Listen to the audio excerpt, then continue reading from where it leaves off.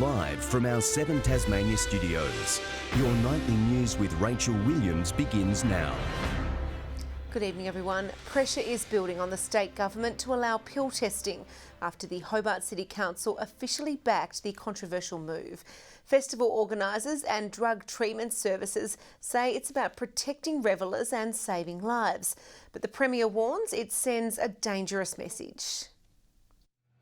Organisers are busy preparing summer music festivals like Party in the Paddock. But there's one vital thing they say is missing from their events: pill testing. We support the idea because young people are dying. And the current way it's happening at the moment is it's dying under this regime we have. Over-policing, saying don't do it, isn't helping. I used to use very heavily when I was out in town or at music festivals, but it's always readily available there. 20-year-old Todd says he's stopped taking pills. He's concerned about their true ingredients. So I've definitely known a bunch of people that have gone to hospital over it, so it's very important to know what's in them.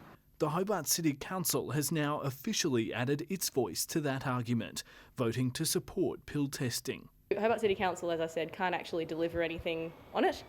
It does require the state government, but it's adding just a legitimate voice from the community saying that, we're listening to the evidence and we believe that this is a good thing to do. No, we don't have any plans to trial the illicit use of drugs. There's no safe way of taking them, and it certainly sends a dangerous message to anyone who might be thinking about it. Never at any stage will they say that a drug is safe to take. They never condone drug use. In fact, it is all about the risks of taking that particular substance. So it's likely to be another summer of music festivals where drug-taking revellers are flying blind. Michael Breen, 7 Tasmania News.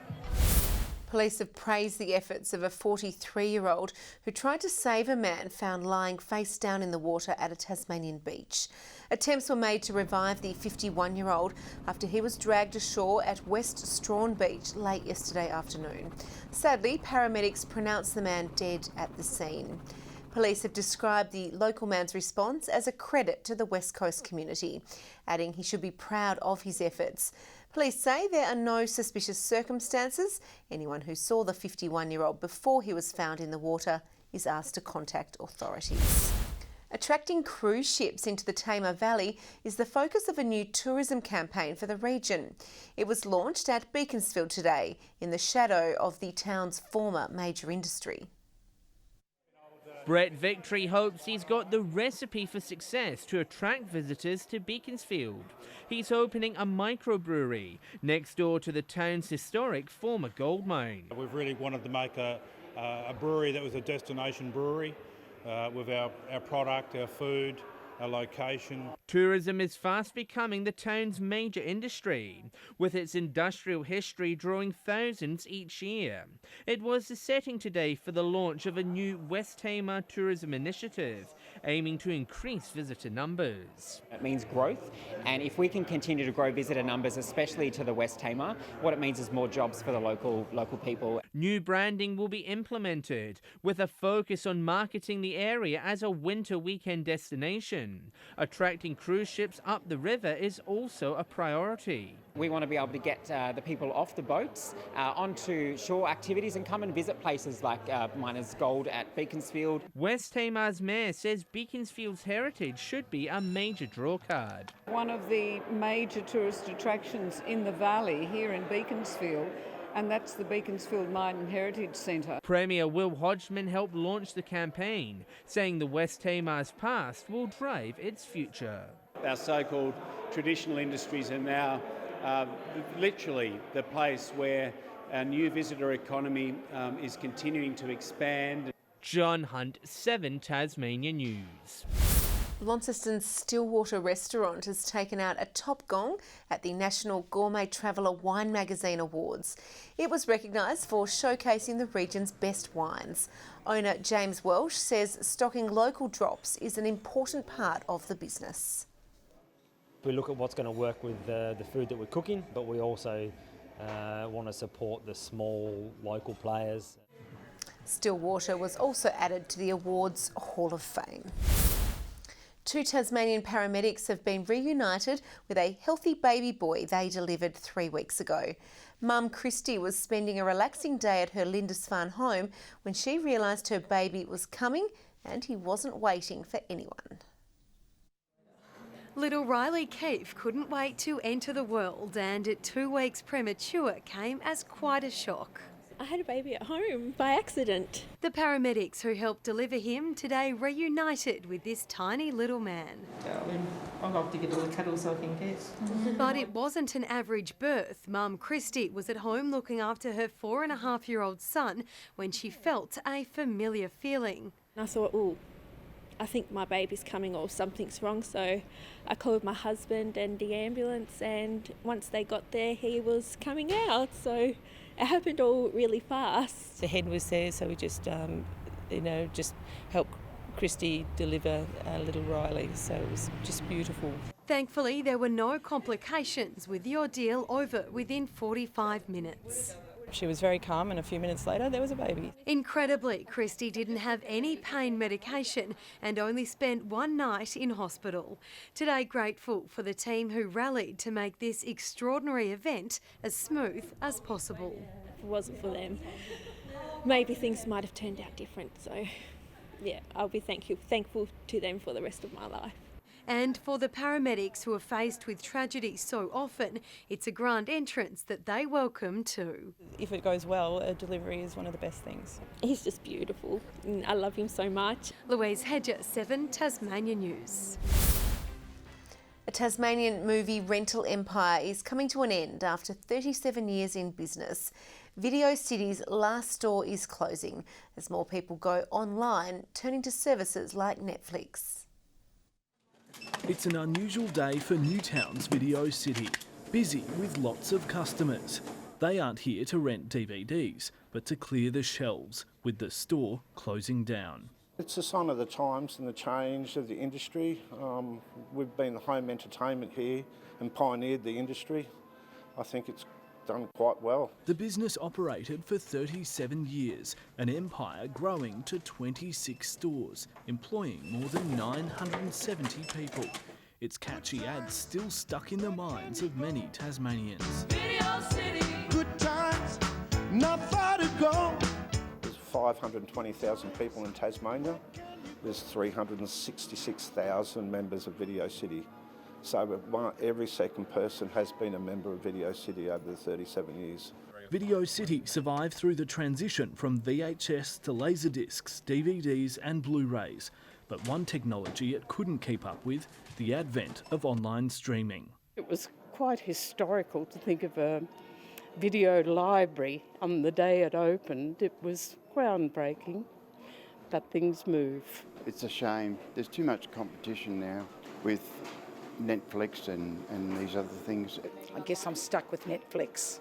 And we do have Netflix, but yeah, I'm stuck with that now. But I'm old-fashioned, I like the old DVDs. These bright lights and neon signs are set to dim, with Australia's last Video City store here in Newtown shutting down this weekend. A lot of people have asked me, do I feel sad? But basically I feel proud. The company is Tasmanian owned, opened one of the first in Australia and is closing one of the last in Australia. Bringing the good times to an end. Good times. Michael Breen, 7 Tasmania News.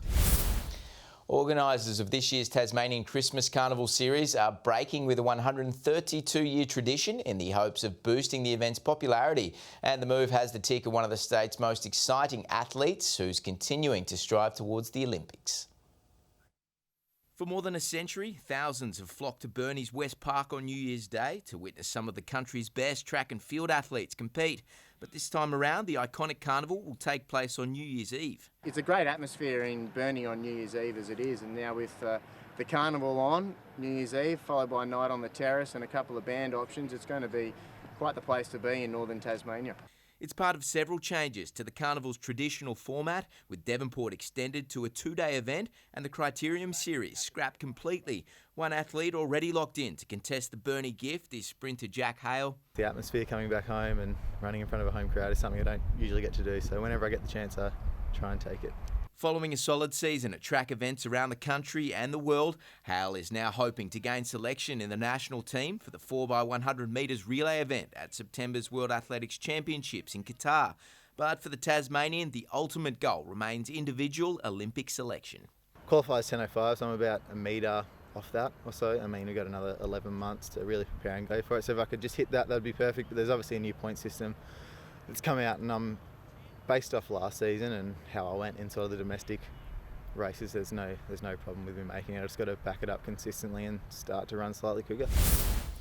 To hockey, and the battle for the Premier League minor premiership is intensifying, with just 1 point now separating Derwent from ladder leaders North West Graduates following the side's dominant 7-1 win over Diamondbacks. I think the main goal for us this year has been to get into the top 2 so we don't have to worry about getting a first round exit, so we got that second chance. But this year we've got a lot of depth. But the North West Graduates aren't going to let top spot go without a fight, with the side in red-hot form, coming off a 4-0 win over fellow competition heavyweights OHA. We've matured a lot. A lot of the younger guys have come through and really stepped up this year, so I think hopefully they'll be there ready to go come finals. Canterbury is also on track to reach finals for the first time in over a decade after a cruisy win over University. Good evening. A few showers blew in overnight and today, mainly over the west and north. Quamby Bluff 32 millimetres to 9 a.m, and since then to 3 p.m 11 millimetres the top fall at Mount Victoria. Well, overnight temperatures were quite warm. Considering you have a look at today's temperatures, they didn't creep up much from the overnight lows. Launceston's only up by 1 degree. Burnie and Devonport a top of 11. The temperatures generally sat below average, with our top being 14 degrees at Campania and Flinders Island. King Island and Friendly Beaches 13, Lowerhead, Grove and Ouse 12, Smithton, St Helens and Strawn 11 degrees. And after a very windy night that pushed a lot of weather through, we still had plenty of cloud cover over the state with us today. Cloud from that same system over Victoria, while mid to low cloud sits over coastal parts of South and Western Australia and a bit more over northeast Queensland. Tomorrow, a warm front moves across in the morning as a cold front heads north along the New South Wales coast. 2 troughs sit over the nation's north with a high to the south. Winds with a westerly aspect tomorrow at 20 to 30 knots, lighter inshore over the east and inland. Swells still up at 5 metres in western and southern waters. Strong wind warning for all coastal waters apart from the lower east. A small craft wind alert for the lakes. We also have a minor flood warning for the Meander and North Esk rivers, a flood watch for the Macquarie, South Esk and Derwent basins. Hobart 13 tomorrow, maybe an afternoon shower, 11 the high for Geeveston and Bothwell with showers for those centres. Launceston a top of 12, an afternoon shower or 2, showers clearing from Devonport 13 the top, 0 overnight for Cressy, a shower and 11 during the day tomorrow. Burnie showers clearing and 13 also the high for Strawn, showers easing from Curry on King Island 14 degrees the maximum, 13 the high for St Helens, Swansea 14 and Orford 13, bit of cloud over the east. On Thursday, showers over the north, the west and far south with fine weather for the rest of the state. Showers initially over the west and north on Friday, extending across the state during the morning but clearing by evening, and on Saturday showers extending to most districts during the afternoon. A shower developing for Perth and Adelaide tomorrow, a cloudy 15 degrees in Melbourne, sunny but cool in Canberra, a bit warmer in Sydney and still warmer again for Brisbane. But cool in Hobart, 8 at the moment and partly cloudy, a few showers in the north, Launceston 8 and Devonport 8 degrees. And tonight's energy saving tip from the staff at Aurora Energy is you can save power by switching off general appliances while they're not in use, like the kettle, the toaster, the washing machine, but maybe not extend that to the security system or vital medical equipment, Rachel. No, very good advice there. Thank you for that, Murph. Well, before we go tonight, last week we brought you the story of Penguins' Brian Britt, who split 40 tonnes of wood with his mates to auction off for the Prostate Cancer Foundation. We're pleased to report Brian reached his goal of raising $25,000 for the group on the weekend. The money will go towards funding more prostate cancer services across Tasmania. Well, that's all your news for now. I'll be back a little later with updates for you. Thanks for joining us. Good night.